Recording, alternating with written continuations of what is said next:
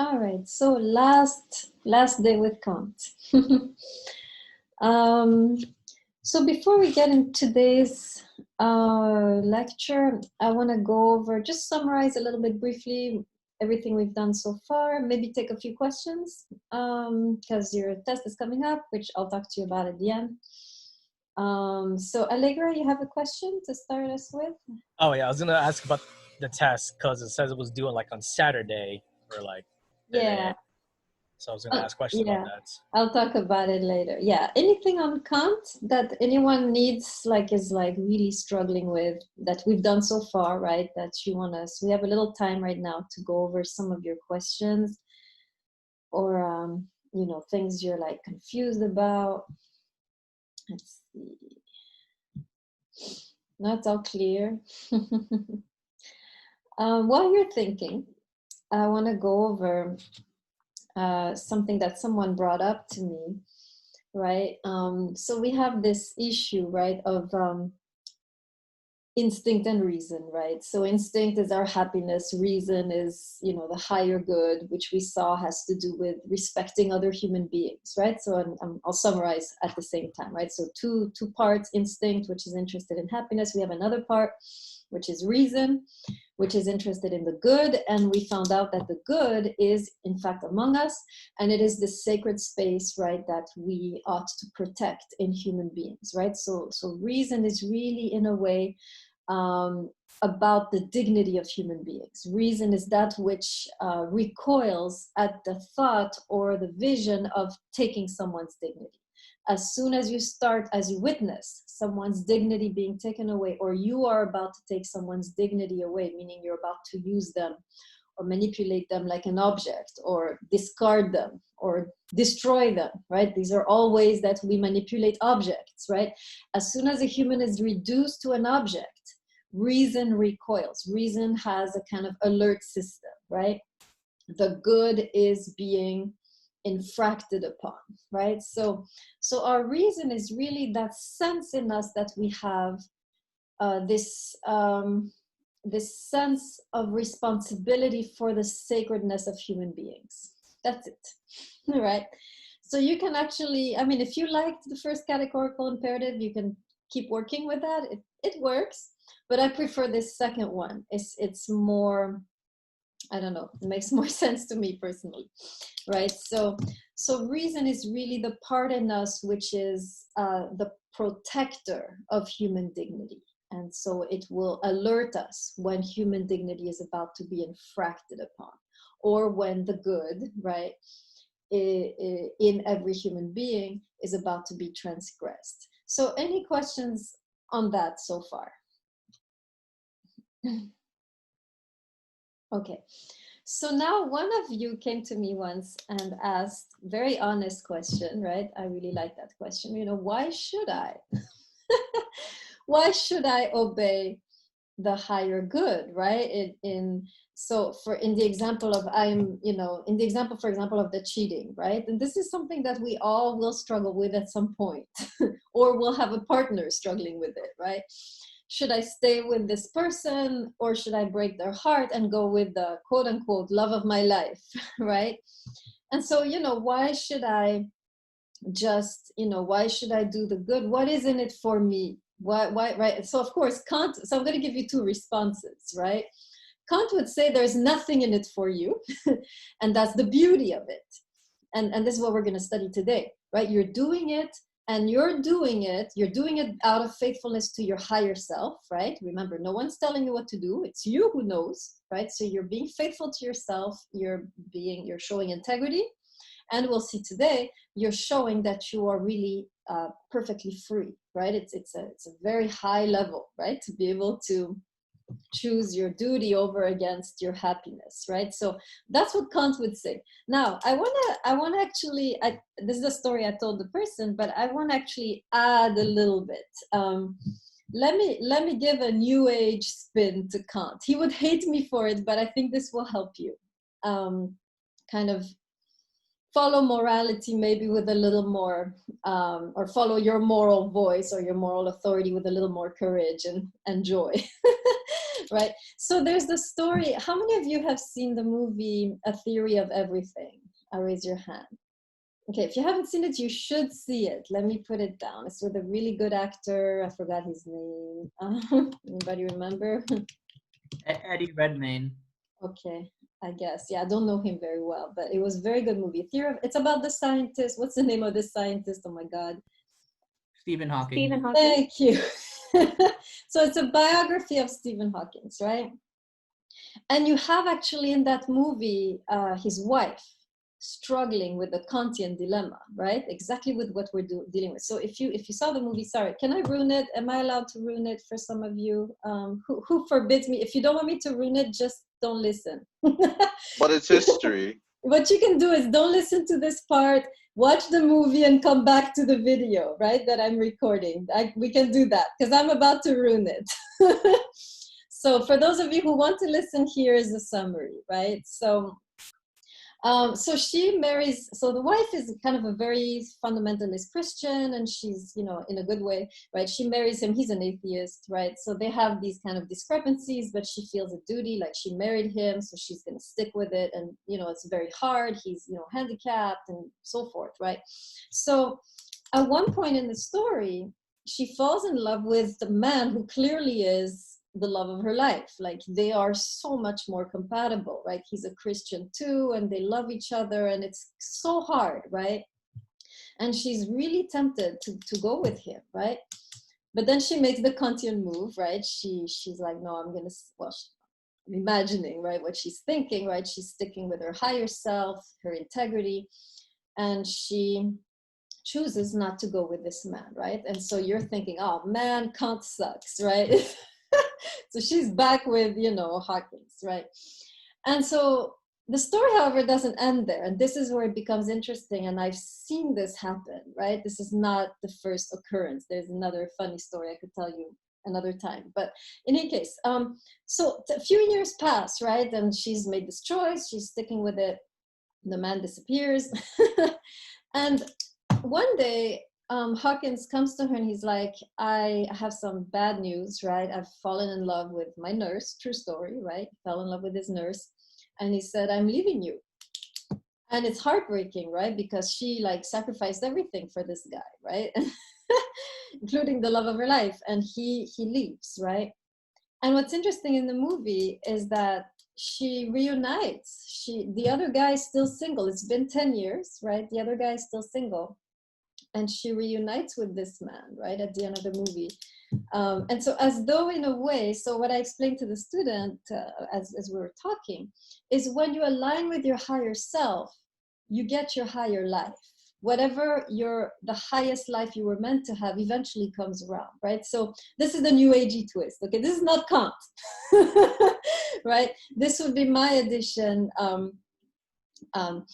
As I was talking, I had a horrible doubt that maybe they added this in the movie.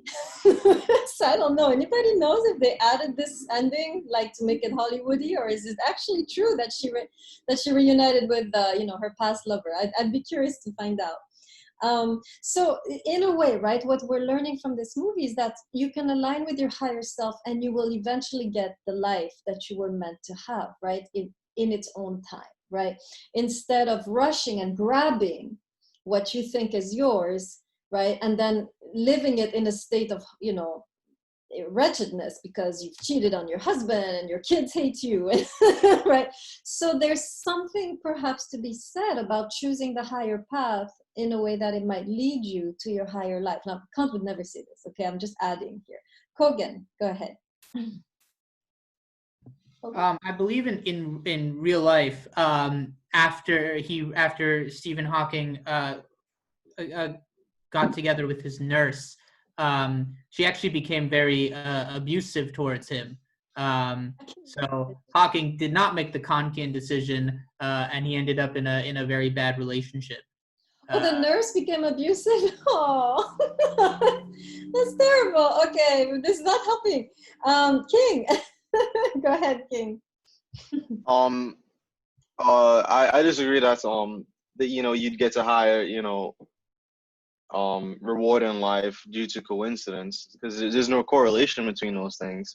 But Jordan Peterson argues that you'd have a more meaningful life, which basically lines up with what you're saying, because you do not choose the most expedient thing. Which, off of first instinct, you might say, well, I want to be with this person right now because I'm in love with them. But if you delay that gratification, then it might lead to something more meaningful, because you didn't act out of impatience and because it was expedient. Yeah, so you can say it like that too, right? So of course, we're going so against Kant, because for Kant, we cannot be motivated by any promise of happiness, because this makes us again in the instinct level, right? So, but it's just an interesting observation. I have another funny story, which is more personal, about my application of Kant, which I might tell you at the end if I have time.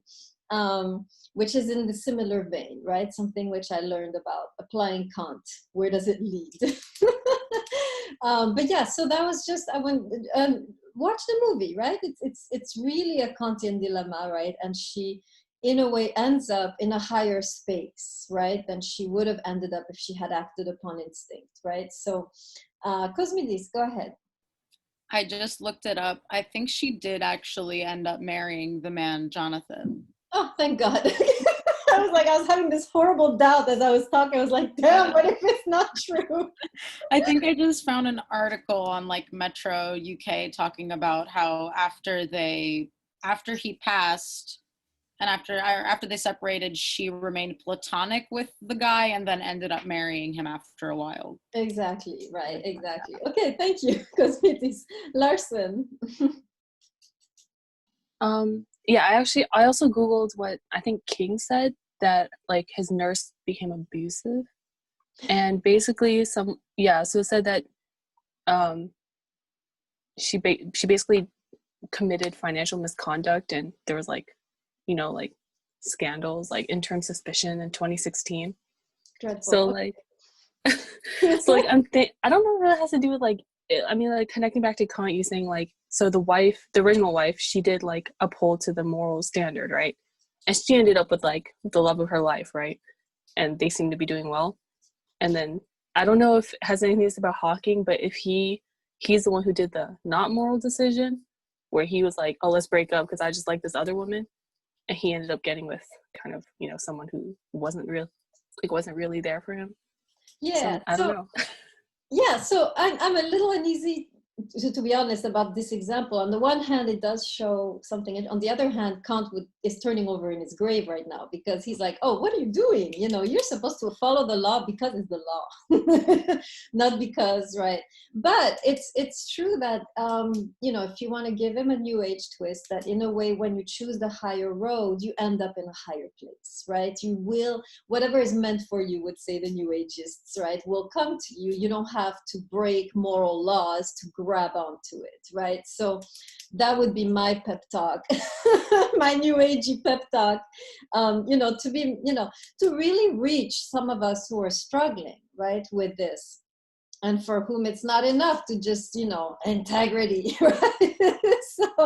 So this is just, I'm just bringing Kant in a kind of new age flavor, right? This idea of, the universe rewards the higher, or if you choose a higher path, you end up in a higher place, right? You could say. But I want to turn that page, because it's not what Kant is saying, right? And on the contrary, we're falling back into instinct collectively as a class right now for Kant. Okay, any other question before we get into this freedom thing we're going to talk about today? Yeah, because Melissa is mentioning karma. Right. Yes, if you build up good karma, right, good things happen. But again, Kant would be like, stop. Right? He wouldn't be happy with this kind of explanation. Okay, anything else? All right, so let's go briefly into today.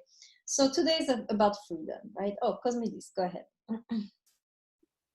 I wanted to say about the karma thing. So would Kant consider karma to be like a bad thing then? Because isn't the point of karma to like not, like what you put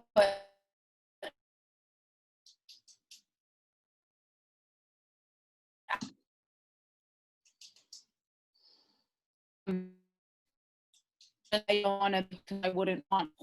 I don't know. Isn't it just a way to like connect? So I didn't quite hear what you said because you froze. Can you repeat? Ooh, let me see. My internet is like bad. I'm sorry.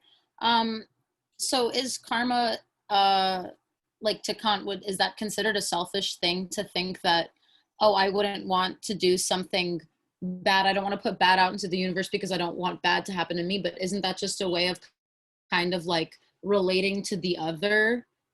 Of like, well, the only way that I can really conceptualize how someone else must feel is to imagine what that would feel like to me. So I wouldn't want bad things for me because that would suck. So I wouldn't want to make anyone else feel that way. Is that selfish? So you're saying two things at the same time. You're talking I don't about the know. law of karma, where I choose not to do something because I'm afraid of the bad karma. And you're talking about love your neighbor as yourself. So I don't want to do something to the neighbor that I wouldn't want done to myself, right? So so the second one, yeah, Kant would say, well, although remember, right, it's not about happiness. So what makes me happy, it's not about treating the other as I would want to be treated in my, you know, in my happy state, right? It's about doing the right thing, even if it costs us both unhappiness, right? So so even the golden rule doesn't work here, because even there you're thinking, oh, okay, let me be nice to the neighbor because I want people to be nice to me, or let me, you know, let them cheat off of me because I would want to be able to cheat off of him, right? We often think like that. So I'm gonna let you cheat because, you know, I want to be able to cheat when the time comes. So this is both wrong, right? You see how we can misapply the golden rule in this sense, Cosmidis?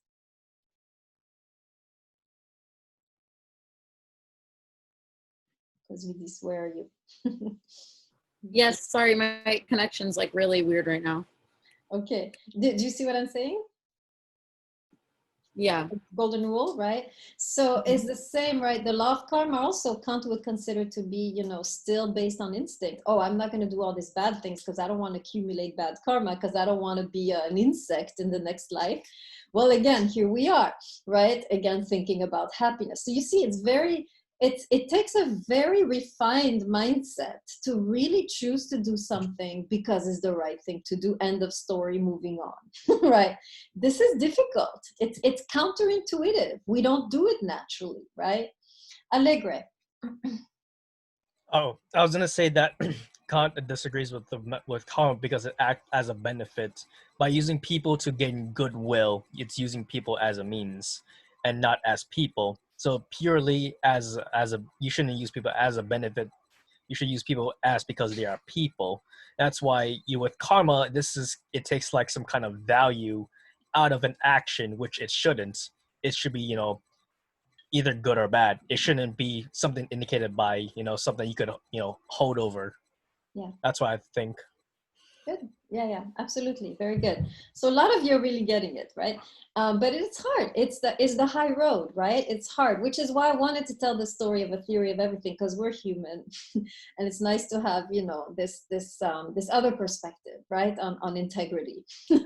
Okay. So all right, let's get into freedom. I'll summarize, of course, again, like I usually do, and then we'll go into the couple quotes, right? So in essence, here's what he's saying, right?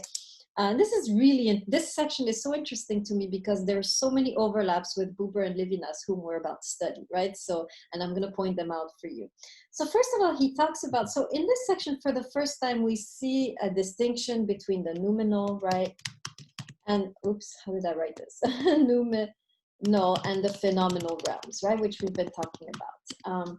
Remember, the noumenal is the realm of how things ought to be, and the phenomenal is how things are, right? The phenomenal is, you know, the realm of instinct, and the noumenal is the realm of reason. And remember, I think I mentioned that for Kant, we are dual citizens, right? We live in the phenomenal, we strive to be happy, and we do what it takes to be happy, but we also live in the noumenal. We also have, right, a sense of a higher destiny or duty than just being happy, right? And we realize that there are moments where our happiness must come second to something higher, right? So this is in essence, right, what he's saying. There's a higher authority, there's a higher law, there's a higher kingdom to which we belong, and sometimes we have to sacrifice the phenomenal for the noumenal, as we've been talking about, right?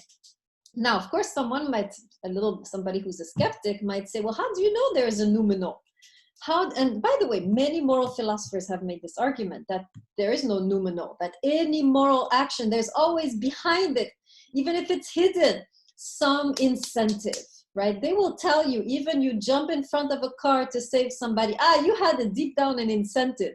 You wanted to be a hero or something like that, right? So the many moral philosophers have really downgraded or downsized or reduced morality to conscious or unconscious incentives. Freud is the best one. He's horrifying and he's terrifying in that way. He's a genius, but he's a terrifying one because he does do this, right? So Kant, in a way, so there has to be an argument for the noumenal, right? So before I get into that, Kogan, you have a quick question? No, I wanted to ask, didn't Hobbes write about that? Thomas Hobbes? Yeah, I don't have the philosophers in mind, right? But you're probably right. It's the British, right? They always ruin everything. when you give charity, you do it to feel better about yourself, not to. Yeah, he says that. Then yes, those are the ones. Yeah. There's a whole group of them, right? Cosmidis, you want to add? Couldn't you say then that, is it really, what is it? Is reason really like someone's dignity is going to be ruined, or isn't it really like kind of would I be able to live with knowing that I didn't do the right thing? Isn't that selfish? Is it really I need to do the right thing for this person, or if I don't do the right thing for this person by this person, living with the fact that there's been wrong done by this person and that I allowed that to happen when I could have actively affected that? Isn't that selfish? Isn't that what it boils down to? A lot of moral actions have also a selfish kind of part, right? There's also, sometimes they overlap, right? Happiness and morality, but there are moral actions that exist in which you will perform them and not be able to live with them in the same way you have described. For example, you choose not to kill in self-defense and allow people to be killed. You've committed a moral action by not killing, but you can't live with the consequences. And so there are moral actions where you can't live with the consequences because you were not thinking about the consequences. So in that sense, right? So yeah, but there are many moral actions where you get a kick out of doing it. You feel high and lofty and dignified and full of integrity. And then, so that decreases for Kant, the moral part, right? But the ultimate moral action is the moral action that causes you pain and despair. And there are many, right? So in that sense, where you're not getting anything out of it, it does exist, right? Does that make sense, Cosmidis? Yeah. Okay. Let me just continue the argument and then get a few more questions afterwards because we need to move forward. So how do we then know, right, that there is really a noumenal? Because many philosophers will argue that, well, no, you're just doing it because deep down it brings you some kind of satisfaction, right? Like Cosmidis was saying, and also Kogan, right? So Kant is going to say this. He's going to say, well, the fact that we know that there is a noumenal, we can't know for sure, obviously. We can't, have a microscope or a telescope and, here is the planet noumenal, right? But the fact we know that there is some other order of things is precisely the ability that we have to go against the phenomenal, to go against the grain. At that moment, we know that we're acting upon a higher order. Of course, we have no pictures of the higher order. We have no proof of the higher order, except through our actions. I want you to remember this because this is Levinas, this is Buber. We'll see more of this in the future. So let me say it again so you can write it down, right? What proof do we have of the noumenal? The only proof we have is the fact that we are able at times to go against the phenomenal, to go against our happiness in the name of something higher, which we don't know what it is, but clearly there is something moving us to go, and this is crazy. What would move us to go against our happiness? This is one of the most basic instincts of life, is to be happy and survive. And somehow at times, we act in a way that goes against both of our happiness and our survival, right? How? Well, this is testifying, we could say, or pointing to, or signifying towards another order, right? So the realm of the noumenal is revealed through our actions, or our actions are pointing back to the realm of the noumenal. Keep this in mind, because we're going to see the same type of argument in Buber. This is an argument, right? This is a phenomenological argument that Kant is already doing before Husserl, right? He's proving something based on, right, this couldn't happen without this. The conditions of possibility of this action is that, therefore this perhaps exists, right? Is everyone clear on what I just explained, how he argued for the noumenal? You can put your hand in the screen. Get used to this type of argument, right? This happening, this event, this experience wouldn't be possible without some kind of dimension that is inspiring it. So yes, Cosmidis, it's a type of causality, right? This wouldn't be possible without this, and therefore this perhaps exists. Perhaps, we don't know, right? We're never sure about the noumenal. You can't go around and, dig and find the noumenal, right? But it testifies to the possibility of that dimension, right? So that's the idea, right? The fact that we can act against our instinct proves that there is a higher order that is inspiring us to, that we're abiding by, right? Now, this, of course, is the definition of true freedom for Kant, right? In case I'm sure all of you understood this argument, right? We're truly free. Why? Because we are not acting, we are not bound to the consequences or dependent on the consequences. We are acting completely detached from any consequence. We're acting, doesn't matter what happens, I'm gonna do this, right? So in that sense, we are free from our attachment to our happiness, right? We are free from the consequences. That's the definition of freedom. Because the action doesn't come because of the consequence, so the consequence is not dictating my action, I am dictating my action. Okay, let me say that again, right? The consequences are not dictating me what to do. I'm not thinking, oh, I should do this or this, this is gonna happen, okay, so then I should do this. So you're not autonomous. You're depending on the outcome. Your decision is based on something outside of yourself. You are, in a way, in a heteronymous, remember, this is Kantian terminology, right? This is, you're in a heteronymous situation, right? You're depending upon your law is, remember the etymology, right? Hetero means other, and nomos is law, right? So your law is coming from the outside. The outside is dictating to you what you should do. Autonomous is you are dictating to yourself what you should do no matter what is going on outside of you. And in that sense, you are truly free, right? Okay, let me give you the quotes and then get your questions. All right, so let's go to page 53.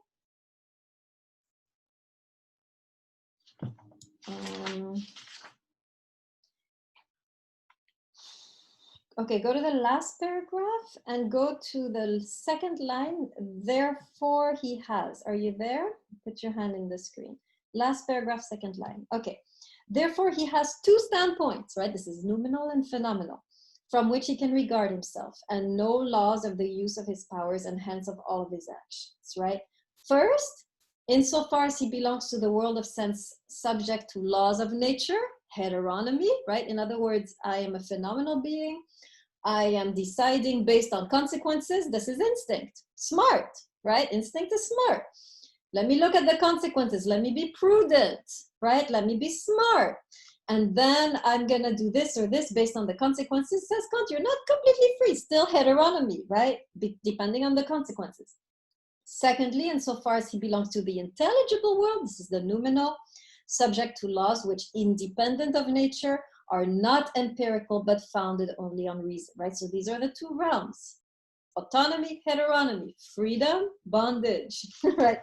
And then continuing on page 55, you go to the second or the big paragraph at the end, and it's in the middle. He therefore proves.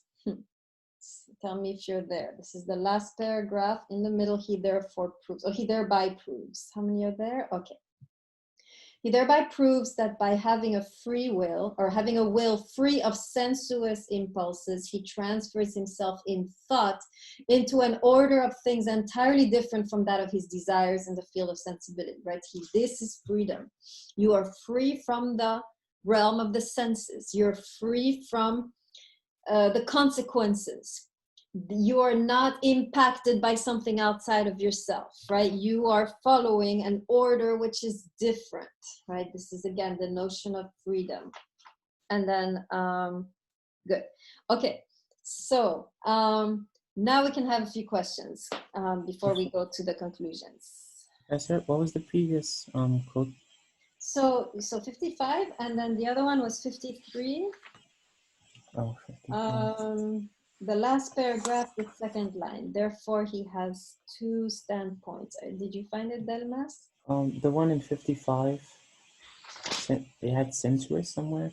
Yeah, so 55, the last paragraph in the middle, he thereby proves. Do you see it? Okay. That Okay. happens. Thank you. Very good. Any questions? So there were a couple hands that were for a while up. So Coco and then Tessie Miller. Go ahead. Yeah, more of a just general question that I still don't understand. And this was from the conversation earlier about how people try to avoid the nominal at all costs. And okay, let's play a little game of theoretics for a second.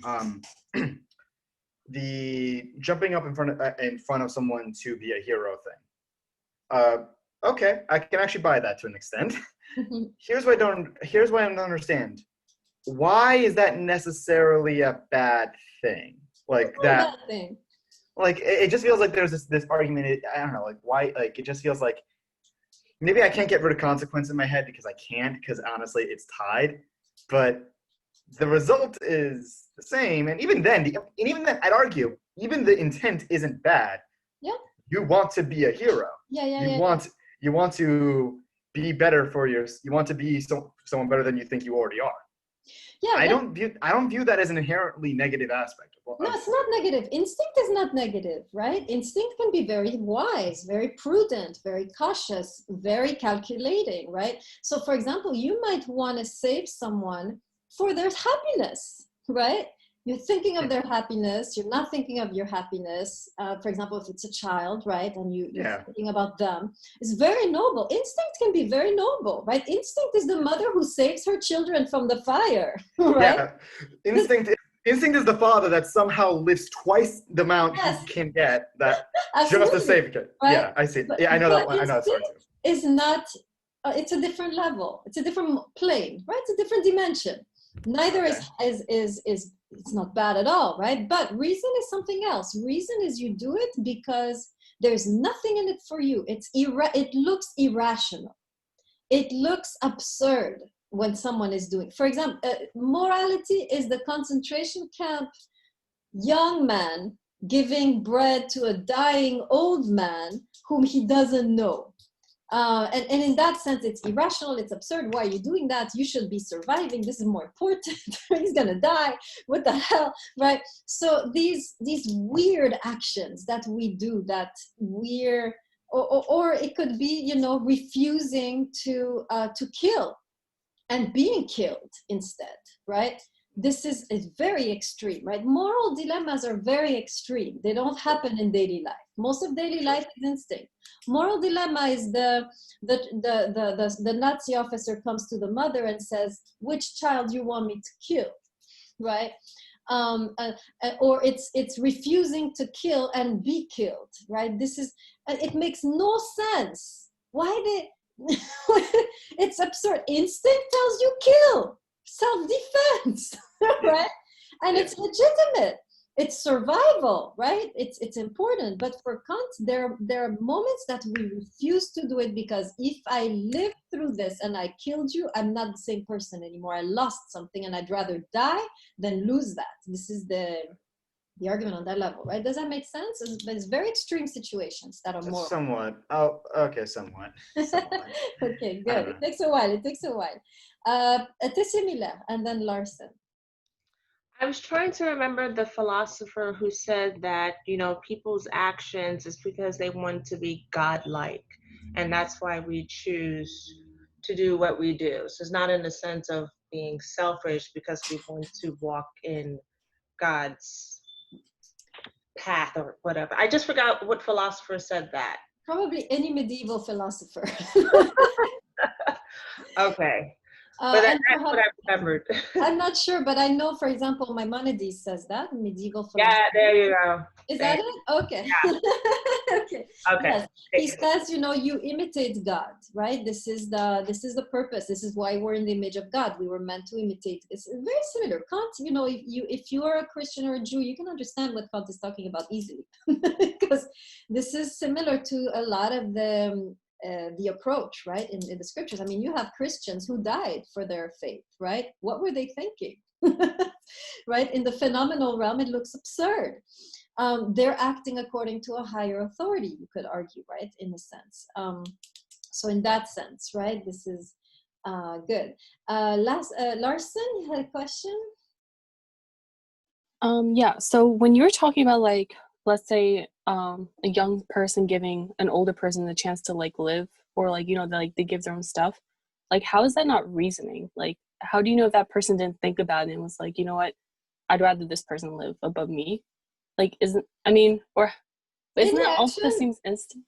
Yeah, any action where you're, like, sacrificing survival is already beyond instinct.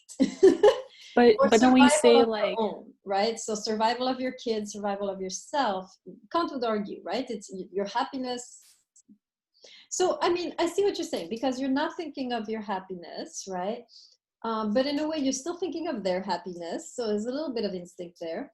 I think we have to take the action where, at the very extreme action where the consequences are bad.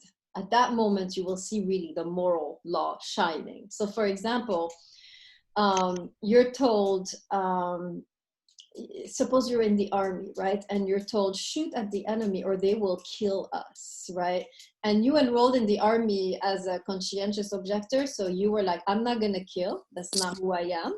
I'm here, like, I'm the Red Cross, right? So you're like working for the medical team. And you're told, if you don't shoot these guys, they will kill us. And you don't shoot them. And everybody around you dies. Now, what do you look like? This is where we are. Do you see what I'm saying? But do you think Kant would say that's an instinct or a reasonable reason? Right? Because nobody gains anything. I don't gain anything. The enemy don't gain. The enemy gain. They won. Wait, the enemy wins. No, your own people die. You have caused through your moral action your own, like, platoon or whatever you call it to die, right? So at that moment, you're carrying terrible consequences, right? But for Kant, they're not moral consequences. You've made the right moral choice, but the consequences were dire, right? And you have to live with those consequences. But the moral choice sometimes dictates that we allow death to happen, right? And this is where it becomes very hard, right? And that's where you start to see, right? This is not, many times it overlaps with happiness or survival, right? But there are moments where it doesn't. And there you see clearly that there's something at work. Do you see what I'm saying? Kind of, yeah. I mean, yeah, because sometimes you define, I guess, instinct as, like, you're thinking about, I guess, the other person's happiness. So that's instinctively, like, you're doing something because you think it's the right thing. Isn't that also reason? It's not the same thing, right? The happiness, you're thinking of their happiness. This is not the right thing in the moral sense, right? If I said that, I was wrong, right? The right thing to do is never thinking of, happiness doesn't come in the equation. Survival doesn't come in the equation. Nothing consequential comes in the equation.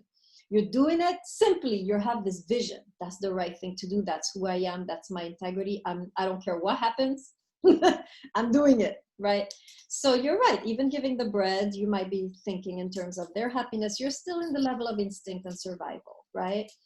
Is that a little clearer now? Okay. Sorry, I'm taking a long time, but it's like, good. Okay, so what if your instinct was like you're saying that you had something in mind that was good, right? Like, for example, if I was the medic and I didn't want to kill anyone, but what if I also believe that, you know, like our like nation or something, like we're the good guys? Wouldn't you want, like, shouldn't your moral high ground also be like, we should be winning over them because they're the bad people? Except remember, for Kant, human beings, every human being has the same dignity, right? This is the only imperative. I don't touch the dignity of other people.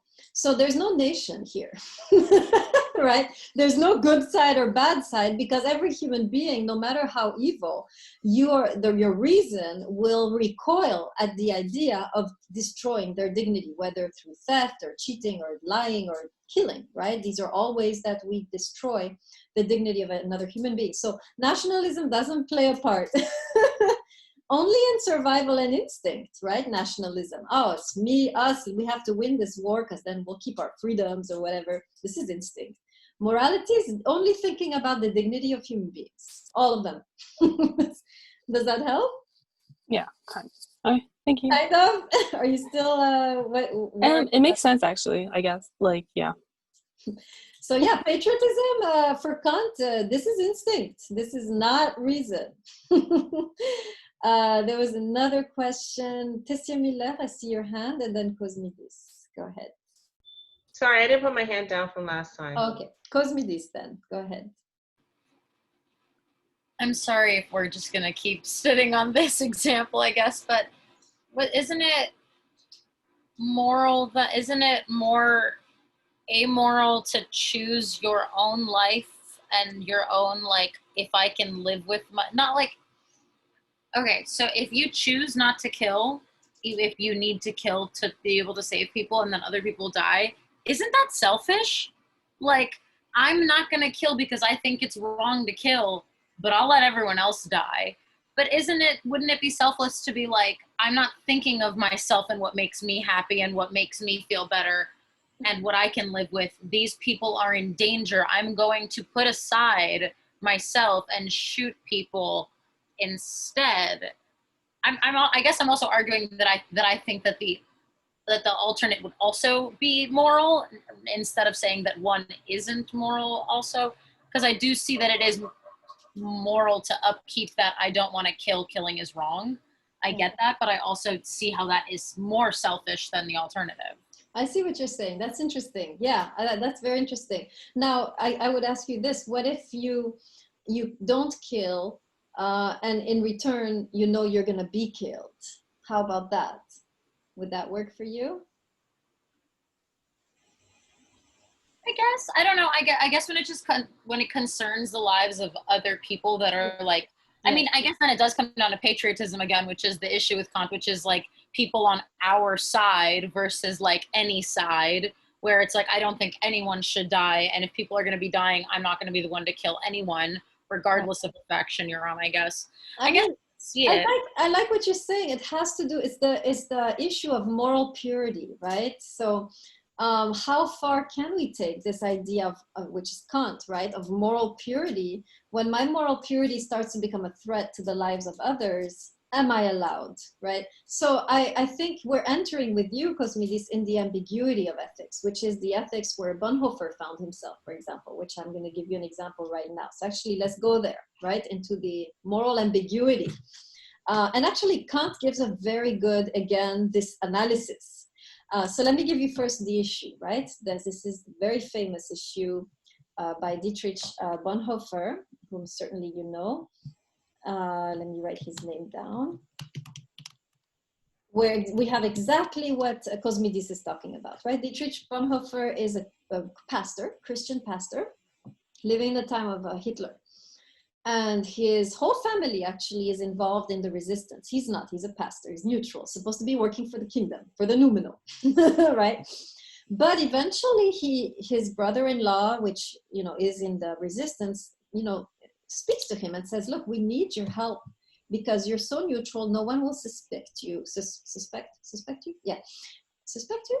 Is that the word? I'm losing my English. Anyways, no one will, you know, you look innocent. And so please work for us, right? And now Bonhoeffer is torn between his Christian faith, i.e. the noumenal, moral purity, I can't kill, and the fact that so many Jews are being slaughtered day after day, right? So exactly what Cosmidis is saying. Should I sacrifice my moral purity for the sake, right, of all of these people that are dying and be part of the plot to assassinate Hitler, right, which he was, he ended up, right? So Bonhoeffer struggles with this dilemma in a whole book called Ethics, by the way. He wrote this book based on his struggle. And eventually he chooses to discard his Christian ethics, not to discard, but in the name of justice, which he feels is the higher, he discards his moral purity and is part of the plot to assassinate Hitler, right?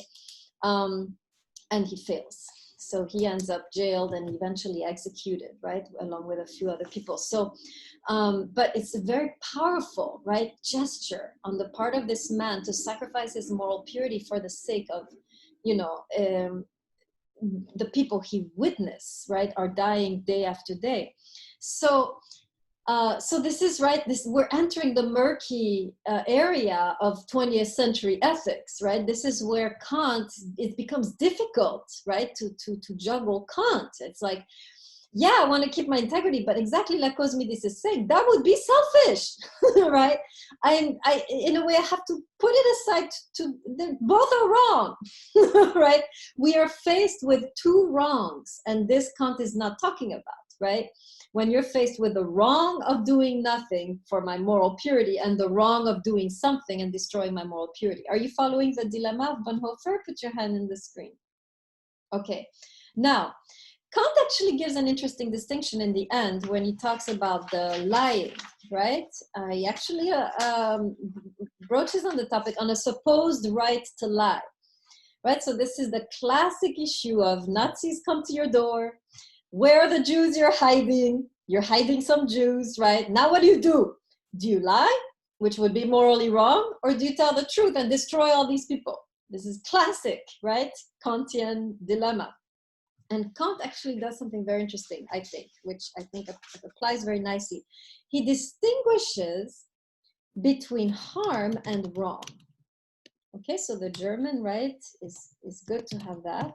Schaden, which is harm, and wrong, which is Unrecht, right? So just so you have a German 101, right? And he's saying, right, sometimes, yeah, you have to sacrifice. I mean, he's not going to say that. He's just saying we need to know that something can be wrong, but it doesn't mean it's, I mean, something can be harmful, doesn't mean it's morally wrong. So in other words, according to Kant, you don't lie. People die. You did harm, but you did no wrong. Are you following? It's annoying, I know. Let me say it again, right? So Coco is like going crazy. I can see his face, right? You didn't lie. You chose to maintain your integrity, or you didn't kill, right? In the case of the Red Cross officer who's like, I'm not going to kill. So you did right, but you caused harm, right? Or you choose to kill. The Red Cross officer goes, gives up his moral purity, creates, right? He kills the enemy. Still, he has done wrong, right? So this is interesting. So let me just finish and then I'll get your questions. This I think is interesting to remember. I know right now it's hard to swallow what Kant just said, that you can be morally right and still cause harm, and it's okay. So I want to flip it so you can see very clearly, right? What Kant is basically saying, I think, is that, or how we could apply Kant, is to remember, right, that when we choose to kill or to lie or to cheat for the sake of somebody else's survival, right? On the instinct level, this is great, right? But we need to remember that the fact that we saved a bunch of people doesn't make it less wrong. Okay, you still killed. It's still an offense. Do you follow what I'm saying? This is so important because we dismiss, right? We say, well, it was justified, right? I was feeling scared. I was in danger, so I had to kill. So I'm good, right? By the way, this is the argument of the police, right? With the Black Lives Matter. I felt threatened. I felt like I was in danger, so I had to kill this person. Fine, right? You had to kill them, you had to protect yourself. This makes sense in the phenomenal realm, but you still did something morally wrong. And this is the problem, I think, with what's going on in our country. We are not, just because it's justified to kill doesn't make it right, right? It's justified, but it can still be wrong, right? And we are not acknowledging the wrong that has been done, even if it was justified, because we are not, right? I understand even not punishing, but at least an apology, some gesture of acknowledgement that I have done something wrong would be nice. Do you follow what I'm saying? And this is where Kant becomes a good distinction, right? We're able to see that even if an action is justified, I had to kill to protect my family. I had to lie to protect these people. I had to go to war, right, to protect the freedoms of my country. Yes, it's true sometimes. And Bonhoeffer, I had to be part of this plot to protect the Jews. All of it makes sense, right? It's justified. But we have to remember, and I think Kant is making such a powerful point here, it still remains morally wrong and it's still a problem.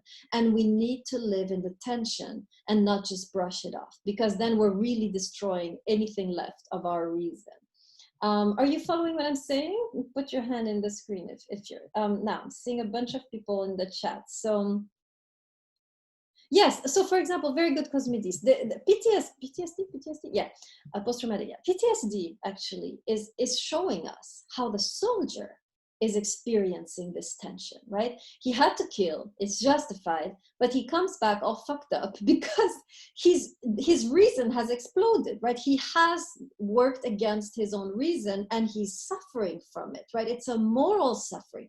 This is what we forget when we treat PTSD. I'm so tired of, the way we treat mental illness in this country, right? Instead of dealing with a spiritual issue here, because it's a spiritual issue of I have done moral wrong and let me find a process, right, to atone or expiate or purify myself. But we don't do that. We just give them drugs, whatever, or they take, right? We numb, right, the issue. It's a spiritual issue. The fact that soldiers go through PTSD shows me that there is really something was wounded in them, something was destroyed in them, and this is the moral consciousness, right? Does that make sense? Now there's a couple other. Okay, great. Okay, any comments on what I just said? Okay, there's a couple hands. So let's get Larson and then Parillo. Wait, so okay, I heard that analogy before in a different class but then my professor said something where, like, I thought, was it Kant who said that there was like a moral hierarchy to like actions or morals, and then one of the top ones is to preserve life. Like, you have a duty to like a person's life. Was that not Kant? Or am I just wrong? I mean, as long as there's no other life, of course, I have a duty to protect my life. I have the duty to protect someone else's life. But when it comes to killing to protect, then it becomes a problem, right? But for the example that you gave with like the Nazi coming to the door saying, "Hey, are you hiding Jews?" Like, and you said Kant would say morally you're wrong for lying to save. Yes. But then don't you have the higher duty to the lives of the Jewish people? Consequences don't matter, right? Consequences don't matter. What if you choose? Okay, I'm thinking, should I lie? That's the thought I have. I'm not thinking, should I kill? I'm thinking, should I lie or not? But should you say, okay, but what if you're thinking, should I save them instead of should I lie? Oh, okay. But the question is not that, right? Of course you should save them. That's why they're in your closet. You've already answered that question, right? So now the immediate question is, should I lie to these guys? And now you can't take into consideration consequences for the moral law. You have to do it because it's the right thing to do. I mean, some people got away by saying, why are you asking this question? How dare you, right? I mean, people can work around. Right? So many people who were actually Christians at the time didn't want to lie. They kind of, answered in an offhand manner, so they didn't have to lie. And so forth. But no, you already have established that you have to save them. You know this. You have answered that question already. Now is the question, should I lie? Does that make sense? Wait, who are you? Who am I talking to? Ken?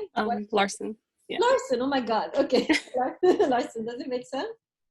Yeah, but I mean, like, I'm just supposing that, like, if you are in that scenario, wouldn't the first question be like, how do I save those people, rather than, oh, let me just lie to this dude, to lie for the sake of lying. That's Like, the point, right? Should I allow these people to be killed? Maybe that. So yeah. So actually, you can ask yourself that question and find a way to do it which is not immoral, right? So then you should ask yourself, what can I tell the Nazi officer that is not a lie?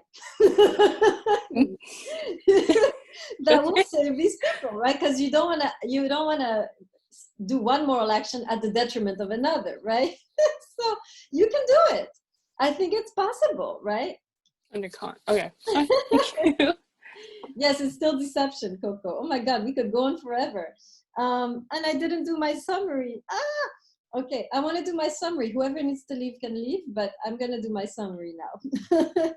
3 things I'm getting from this. I'll make sure you write them down. Number 1, because this is things we will talk about later in the course. Number 1, morality, we should remember for Kant, is not a conforming to a law outside of myself. It's conforming to my own higher self, right? It's my reason which prescribes what I should do. It's a question of fidelity to oneself, right? Faithfulness to oneself, integrity. So that's number 1. And by the way, this is interesting because in a way, the moral law is a blossoming of my own nature, right? I am blossoming, right? This is coming from me. It's not imposed from the outside. This would be a great way to respond to Nietzsche, right? Nietzsche, who says that, the moral law, it castrates us. And here we see something else, right? We see that the moral law is a kind of natural expression of the self, right? So you could have some discussion with Nietzsche. Number 2, our freedom is a factor of ethics. Let me write this down because we'll come back to this idea. Our freedom is a function of ethics, right? They're connected.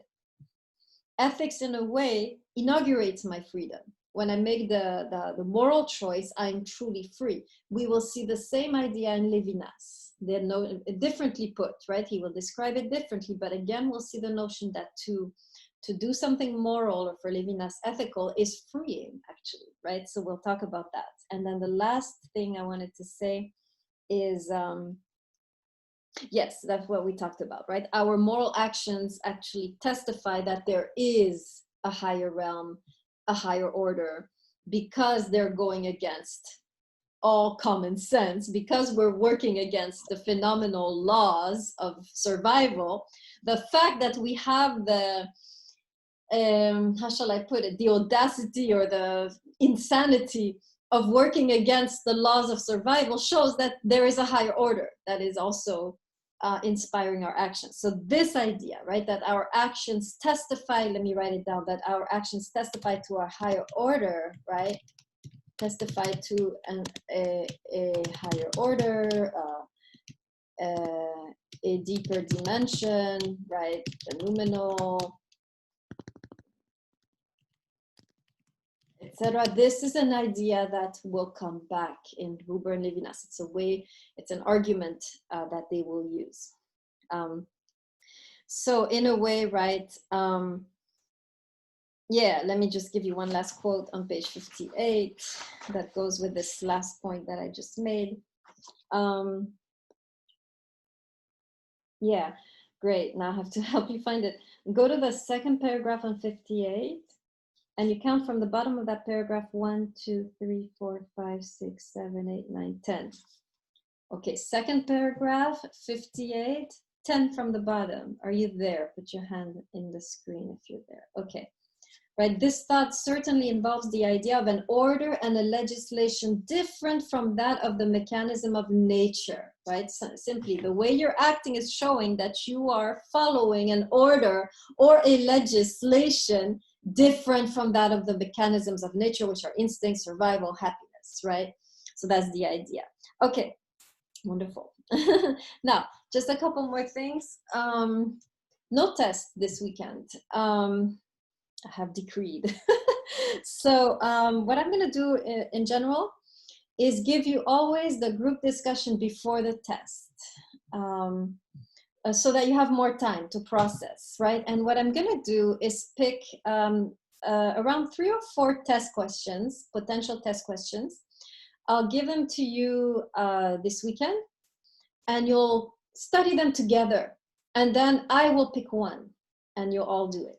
Okay, so you'll have 3 or 4 questions that you have to think about as a group, figure out together, and it's good you're working together because the texts are difficult, and sometimes it's important to check with each other if you've understood correctly. So this will be a very good way to delve deeper into Kant. So on Monday, wait, what there we? Yeah, on Monday we have class on Monday, right? I can't follow anymore with all these holidays. Okay, so on Monday, you'll be with your group. I'll give you the questions ahead of time so you can already think about them, right? But you need to prepare all 3 or 4 together, best you can, with quotes. And I'll give you the guidelines how to prepare right before we break into the groups on Monday. And then you'll take the test on your own. I'll pick one question. At the end of your group, you'll know. I'll tell you. And then you'll do it and hand it in next Saturday, right, into the Google Drive. So I want you to have more time. This is too soon. What are you going to do? It's going to be a mess, right? So each time we have a test, you'll probably end up with like almost 10 days to prepare for it.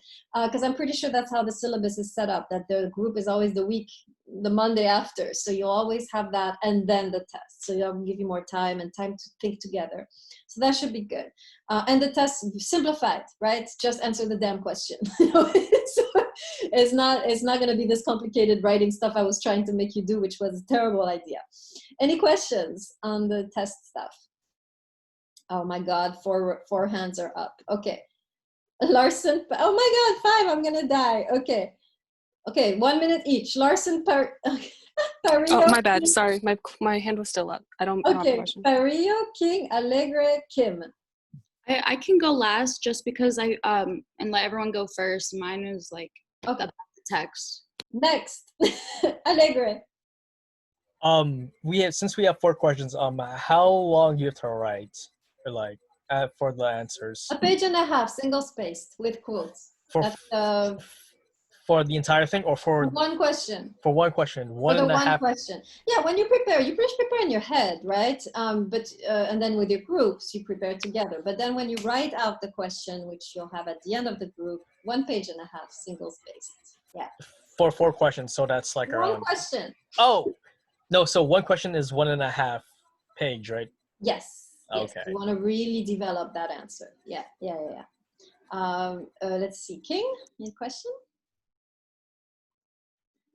King, go ahead. I just wanted to say that I think we were getting too caught up in like trying to think about between right and wrong, while the obvious answer is yes, we should help the Jews, because the consequence isn't that important. It would be worth the sacrifice of lying, because you could always reconcile for it personally within ourselves to justify the means that we took.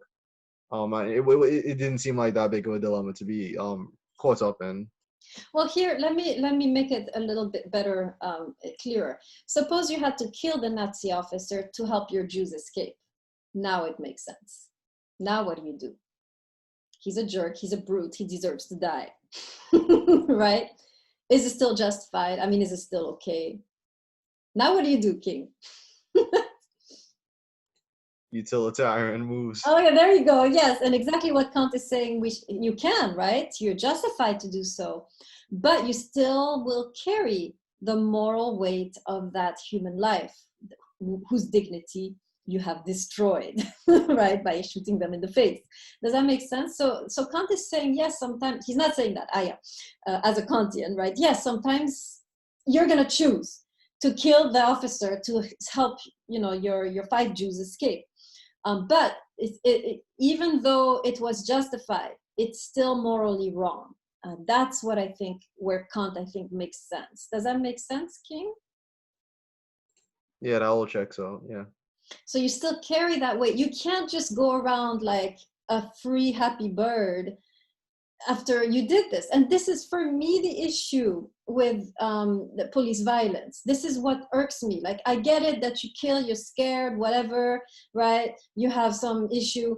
Okay, but to then act like nothing happened, right? And I even get it that, okay, you have immunity, whatever, right? And I get it that you even stay on the force, fine. But like, apologize.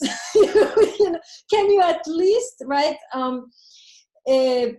be aware that you have taken a human life? And this is what makes me so angry, right? This is what gets really to me, right? Does that make sense? There's no you just killed acknowledgement. Agnes at least acknowledges, like, oh geez, Thank you. I'm even upset that this had to happen. You know, I'm upset that I had to, you know, get to that point as well.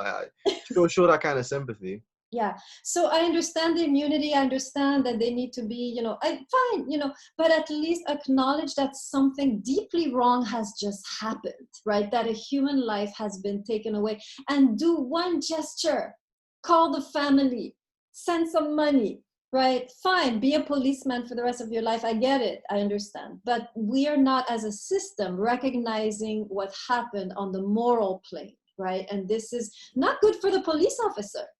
This is not good for them, because something is being destroyed systematically in their own being, right? We'll see this more powerfully with Levinas and Buber, how when you cause wrong against someone, you hurt yourself, right? So they are in themselves degrading a part of themselves, and we are allowing this and enabling this, right? So that would be my issue. Okay, Parillo and Cosmidis. I have a question. My question is like legit related to like everything we've been unrelated to everything we've been talking about. So like everyone can keep going. Okay, great. Who is next? I'm looking at my millions of, okay. I just had a question about the test. Yes. So you said we're going to be getting 4 questions. You're going to give them ahead of time. We're going to discuss those questions in our groups. Are we going to write full answers, or this is just to kind of see where everyone's at idea-wise? Brainstorm.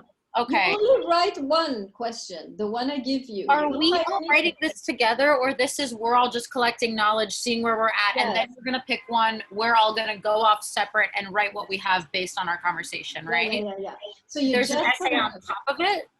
That's it. You just converse together. You write nothing. You prepare in your head. You converse together. You have a great conversation. And then I will give everyone the same question. And you go off by yourself, please.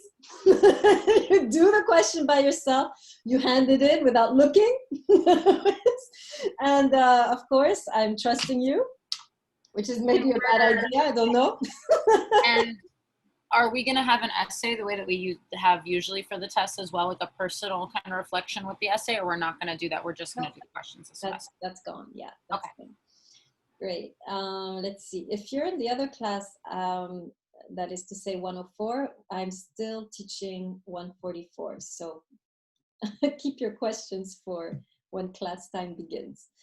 I have another class coming in. Okay, I think we're good, right? I'm gonna stop the recording. It's about